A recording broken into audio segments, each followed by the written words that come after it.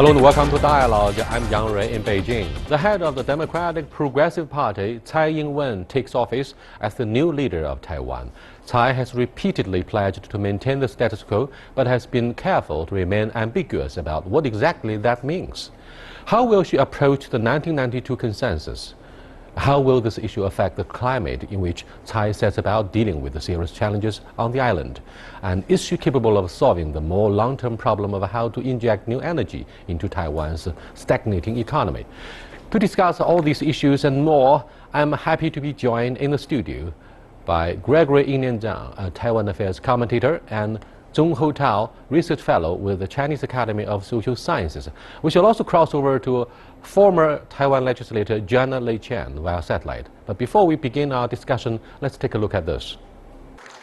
Taiwan leader Ma Ying-jeou is about to leave office. Ratings of his administration reached 23%, an increase of 7% from a year ago. It is also the highest in his second term. Last Wednesday, the Taiwan Affairs Office of the State Council praised cross-strait relations of the past 8 years. The officer's spokesman, Ma Xiaoguang, said during a media briefing that these achievements will be written into the annals of history. He added that the accomplishment is obvious to all and cannot be denied. It was not until 2008, following Ma Ying-jeou's election victory and the rapid warming of cross-strait relations, that a communication mechanism to tackle day-to-day issues was established. From the 1992 consensus, Beijing and Taiwan conducted 11 high-level talks. 1 month after the meeting in November between President Xi Jinping and Ma Ying-jeou, the heads of cross-strait affairs on both sides created a new hotline to keep in touch. After Ma Ying-jeou became leader of Taiwan, talks were kick-started and progress made in the areas of transport and economy. In the past 8 years, total volume of cross-strait trade topped $1 trillion, with Taiwan seeing a surplus of nearly $500 billion. The Chinese mainland had traditionally barred Taiwan from formally joining international organizations as a country. Since 2009, Taiwan has attended the World Health Assembly as an observer under the name Chinese Taipei, a concession by Beijing seen as a result of warmer cross-strait ties. In this year's letter of invitation to Taiwan, World Health Organization Director General Dr. Margaret Chan brought up the spirit of the One China principle. It is believed the language was meant as a reminder to the more pro-independence Tsai Ing-wen, who will take office as Taiwan's leader this week. With the handover of leadership in Taiwan, cross-strait relations have entered a crucial stage. All eyes are on Tsai as she decides what comes next. Welcome to Dialogue, Joanna. Joanna, Tsai Ing-wen, the newly elected chairwoman of DPP, has emphasized her adherence to the status quo in the Taiwan Strait. However, the status quo remains a very ambiguous concept. Does the status quo actually mean the same thing to the mainland as it does to Taiwan in the first place? Well, I certainly think status quo is a dynamic concept. If we think about status quo 20 years ago, it will be very different from today because now we enjoy cross-strait relations above and beyond 20 years ago. Now we can have free travel, free trade, and a lot of people-to-people exchanges. So status quo is earned and is very dynamic. Taiwan has repeatedly vowed her intention to maintain the status quo without declaring her specific plan. There are still more questions to be answered than answers. This is obviously a matter of a dynamic ambiguity concerning evolution of the cross-strait relations.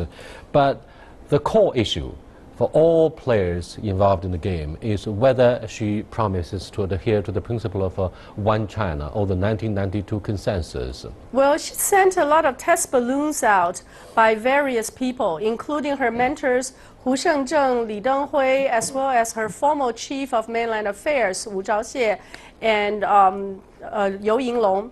In all of these test balloons, she tried to tell people that she would try not to address 92 consensus directly, while may express her respect to the spirit of 92 consensus. So it is a matter of the letter or the spirit, whether the whole one China principles behind the 92 consensus is sufficiently addressed as far as mainland China is concerned, remain to be seen and remain to be observed by the international community.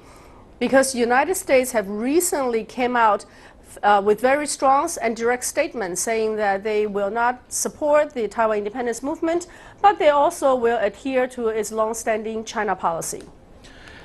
Some observers from both sides of the Taiwan Strait point out recently that Tsai Ing-wen will be the only elected leader in Taiwan that will not have the so-called honeymoon period, given the very severe and adverse challenges, economic or cross-strait relations.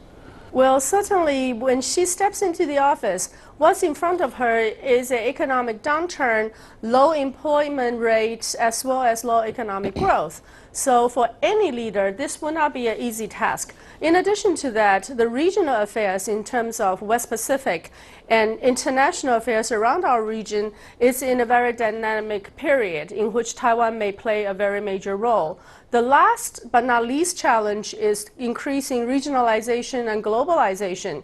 She's repeatedly said TPP will be an important step for DPP to take. However, we all know mainland China has taken main control in both the One Belt, One Road and also the Asian Investment Bank. So there are a lot of regional movements which may work against Tsai Ing-wen's policy to maintain some distance between Taiwan and China. So the first office Tsai Ing-wen established, which is different from her predecessors, is a southbound office. This may be a very important office to observe because it will be her new initiatives. Dr. Zhong, what about the response from the mainland about her ambiguity towards the 92 consensus? The Chinese mainland is quite unsatisfied about his statement on 1992 consensus. Now, the Tsai Ing-wen just accepted there is a meeting in 1992, but no consensus. Actually, that is not true. There is indeed a consensus. So I think the Tsai Ing-wen is trying to avoid the crucial issue. That is quite unwise for her. So if she wants to maintain the status quo, the so-called, she has to accept the political basis, that is the mutual trust between the two sides, that is one China. Otherwise, the status quo could not be maintained. Here, I just want to add another point, that is there are different interpretations of 1992 of status quo for Chinese mainland, for Taiwan, and even for United States. And even for within Taiwan, there are different interpretations. For KMT, the status quo means, the cross-strait cooperation on the basis of political mutual trust. But for DPP, there is just cooperation but no political trust. Well, when we take a look, Gregory, at the domestic politics in the United States, there could be dynamics and evolution in the bipartisan politics, like anything but Bush, anything but Clinton, anything but Obama. However, with regard to foreign policy, particularly on the issue of one China, all of the predecessors of Obama, or perhaps his successor, will remain consistent they cannot afford to fundamentally change this. However, the mainland has made it clear that we respect the bipartisan politics in Taiwan, but the understatement suggests clearly they cannot fundamentally change the political groundwork upon which the cross-strait dialogue has been going on. This time around, it seems the crisis is on the horizon. It's looming larger and larger. What do you think? Of course, the United States has free communications with mainland China and the Taiwan Relations Act dealing with Taiwan. So it's try to play a balanced act. By that I mean maintain the status quo. The three no's. There's no independence, there's no unification, there's no war. To sustain the U.S. national interests in this area, the best outcome is to stay as is. For example, if there's any direct conflict between mainland China and Taiwan involving a decision to be made by the United States to be a part of the activities or not, it's very embarrassing. It's very difficult for the United States to do anything right or wrong. So presently, I do believe the United States position is to stay calm and not to allow, for example, Tsai Ing-wen to go extreme to the left to challenge the China's authorities and become a troublemaker herself. On the other hand, but also maintain this position that solving problems between mainland China and Taiwan should use peaceful means. So in this case, I don't see any problems coming in the future. It's a balanced, it's a peaceful future from what I can see at this time. Okay, just one sentence I want and one point. That is, I think United States will take a dual containment policy or double containment policy. On the one hand, it will warn Tsai Ing-wen not to pursue Taiwan independence, and on the other hand, it will warn Chinese mainland not to exert more pressure on Tsai Ing-wen. I think then she will take a balanced strategy on cross-strait relationship. Let me add moments to that. Recently, as you know, the House of Representatives, the Public Foreign Affairs Committee in the United States reassured Taiwan of these 4 assurances to say black and white that Taiwan would continue to receive military hardware from the United States. The United States would not be involved in Taiwan mainland China affairs as a mediator. And then, of course, Taiwan at this time has its own jurisdiction, and therefore, no war, no nothing. Keep the way it is.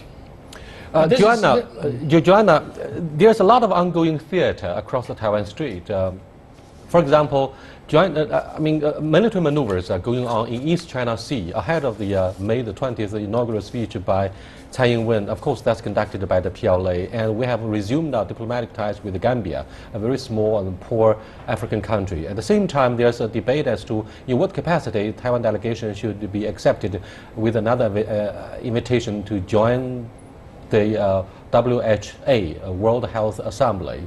DPP says it will protest against using Chinese Taipei. So what do you think of the current dynamic debates with each side taking their own position on the future of the cross-strait relations? Well, for all intents and purposes, people could see that mainland China is increasing pressure onto Tsai Ing-wen's administration. You Yinglong has made a public opinion page saying that this is a game of chicken. And I'm just afraid that this might be the mindset of DPP's administration. They think that while mainland China may increase pressure, but there will be no drastic measures done at the last minute. Because if this is a game of chicken, then whoever has the strongest will win this particular game. And for that reason, most of the business community as well as commentators in Taiwan are quite edgy and quite nervous about what Tsai Ing-wen and her administration may take as a position towards mainland China. If they keep trying to push the boundaries or push the envelopes, then there may come a point that they may cross whatever red line or specific boundaries that's already set, not only by mainland China, but by the international community. For example, we haven't heard any direct statement against Taiwan independence from the United States for the past 8 years. But this time in the China military report, there is a very specific mention. Although it's in page 156, but it's a very specific mention against Taiwan independence. And that kind of history should not be repeated. We have enjoyed a long-standing 8 years of peace and co-development. That is the status quo most people do enjoy and do hope that Tsai Ing-wen's administration will continue. Right, Joanna, Gregory and Ho Tao, we are to look at yet another issue. That's the immediate challenge that Tsai Ing-wen got to face after taking office, economic issue. Now, 8 years across the Taiwan Strait, the Ma Ying-jeou administration has enjoyed the benefits of ACFA, the opening up of the 3 links and exchanges of tourists. That, all of these things are viewed by the mainlanders in particular as a shot in the arm after the financial meltdown took place in the year 2008. And these measures have clearly helped sustain the development in Taiwan. Now, without a clear recognition of the 1992 consensus, I believe, as you may have noticed and said correctly, we are increasing, the mainland is increasing pressure on Tsai Ing-wen. What do you think of the economic exchanges across the Taiwan Strait? Well, certainly Taiwan is looking at less than 1% GDP growth this year. And if we look at components of GDP, in terms of trade plus, mainland China is the #1 source of our trade plus. It's the #1 source of inbound visitors, and now it's a very important source of inbound investments. So in terms of all components of GDP, probably with the exception of government spending, mainland China contribute hugely to Taiwan's current economic status. So if Tsai Ing-wen cannot maintain what her terms status quo and continue this current flow of investment, visitors, and spending into Taiwan, then certainly we'll be looking at less than 1% GDP growth. That will no doubt be casting a huge challenge to Tsai Ing-wen's government and also casting a huge doubt in terms of employment opportunities to the workforce at large, but especially for the young generation. For experts of political science, everybody understands that what we call the electorate is actually a matter of loose sand. They could change easily with the economic dynamics changing constantly. Therefore, what about the response from the silent majority in Taiwan about the DPP? They have given her the mandate through the election. But if, for example, let's look at what's happening in Venezuela, where economy has almost collapsed. Now looting, anarchical order starts to appear with law enforcement personnel being deployed in the streets to maintain the social order. I mean, such kind of things could easily take place when the general public think that they cannot enjoy the bread and butter to survive the current adversity of the circumstances. Then I'm putting forward this worst case scenario without recognizing the 1992 scenario, the principle. So Dr. Zhong, do you agree that things could be very bad? Yeah, I totally agree with you. Since Taiwan's economic growth hardly relies on its exportation, but almost 40% of its exportation is to Chinese mainland and Hong Kong. If the cross-strait relationship is reversing or going backward, then Taiwan's exportation to Chinese mainland and Hong Kong will decreasing, and then Taiwan's economy will becoming much backward. So in this way, then Taiwan's economy and Taiwan's social society will face lots of challenges, and maybe 4 years later, Tsai Ing-wen will not have a good chance to win. We're discussing what impact will the May 20th inaugural speech by Tsai Ing-wen, the newly elected leader in Taiwan, deliver to the future of the cross-strait relations, which is increasingly viewed as a very fragile, and never before has it been so dangerous for both sides. We'll be back in a short while. Stay with us, please.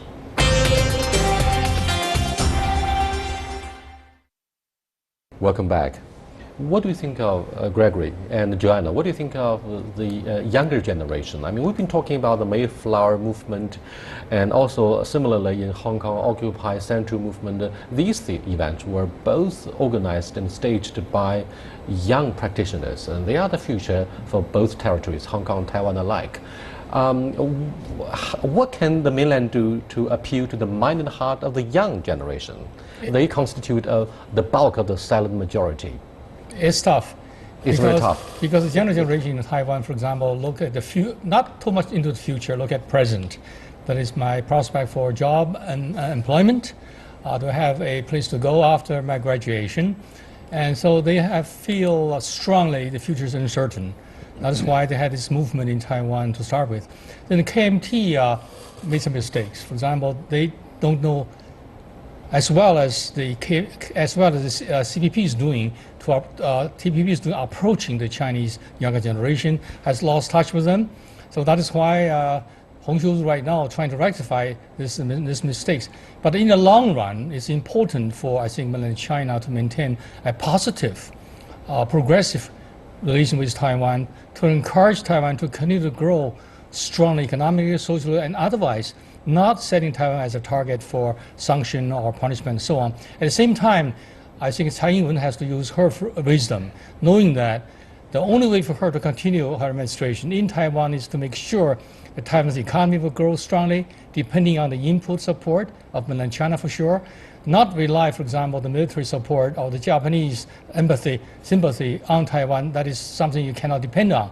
At the same time, do not stir up internal fights, for example, the independence and the unification, the right and the left, and so on. So therefore, the Taiwan's state stability can be established, and the relations between China can be sustained, and everybody's happy. So there's a very tough task facing Tsai Ing-wen at this time. I do hope in her statement coming this May 20th, she would say something acceptable, saying that this 9-2 consensus is something already there. There's no harm in doing just that. Because thank you very much, Joanna. Certainly, if we look at the young generation, it is not a monolithic group. There are at least 3 major components or constituencies within the younger generation. The first one is the extremely vocal one. They are part of the Sunflower Movement. They are the group that pushed Tsai Ing-wen into her current leadership position. They remain extremely vocal and they may express an anti-China sentiment. But at the same time, we're gradually seeing another group of young generation who are equally important as opinion leaders. They face mainland China in a more pragmatic manner. It is a place for them to look at their own future in terms of their academic future and career future. So these younger generations are going into China with increasing numbers. A third group is what you termed the silent majority. They may go either way, depending on which group has the upper hand in terms of the public opinion and including their voice in the social media. So I think it is still not a cause lost. We have to make the younger generation of Taiwanese to understand that mainland China is not an enemy to have, but probably an opportunity and career possibilities for themselves and their future generations. If we can successfully paint this particular picture and allow them to explore for their own good in the globalization and international arena, then they will be able to balance the extremely vocal and extremist populist group. Those Sunflower Movement people may be balanced by this group of more pragmatic youngsters in Taiwan. Thank you very much, Joanna, for being with us. Welcome back to the Beijing studio. Dr. Zhong, what the KMT should do to improve the livelihoods of the younger people there. Madame Hong Xiuzhu, do you think she represents the silver lining, silver bullet? What do you think of the ambition and the vision she has unfolded? Actually, in my mind, Ms. Hong Xiuzhu is quite ambitious, and I hope she would lead KMT to back to top and could become much better in future. As for the cross-strait relationship, as you know, maybe after DPP taking its office, then the cross-strait relation will be going backward. And if in this way, then KMT's role could be much more important than ever before. If KMT could continue its dialogue with CCP, but DPP could not have this chance, then the KMT could continue to propose the peaceful development across Taiwan Strait. Maybe, since DPP has not only won the absolute leadership, but also the control of the legislative yuan. Yeah. It has a clear majority, and therefore there's no chance for KMT to really make a comeback in a period of 4 years. I don't think I can say that for sure. For example, if Tsai Ing-wen made a lot of mistakes, for example, first of all, to destroy the Taiwan's economy. That's one thing. Second is to make the island so unstable, their internal fights, and then make the United States uncomfortable because she's become a troublemaker. So these are possibilities in the future. But I think Hong Xiuzhu at this point is facing a gigantic task to rebuild KMT.